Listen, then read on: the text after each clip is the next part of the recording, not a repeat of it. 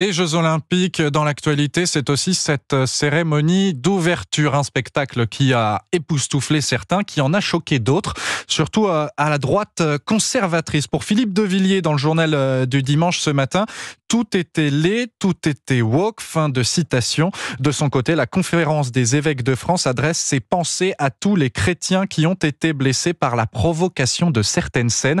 Vu de l'étranger, en Italie, pays catholique par excellence, les réactions ne sont pas aussi tranchées, Antonino Gallofaro. Le malaise est même à peine perceptible au Vatican. À peine, en effet. Le Vatican n'a pas réagi. Il a simplement relayé la position des évêques français sur le site de ses médias officiels. Mais là aussi, l'information passe au second plan.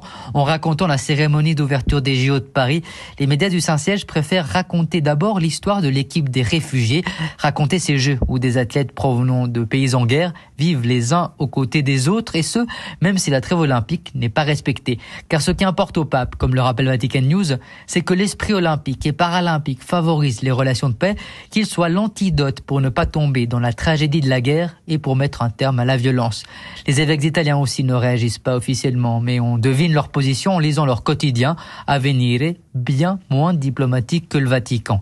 Ils posent une question, mais quel est le sens de transformer chaque événement mondial en une Gay Pride? Milan, Antonino Gallofaro, Europe 1.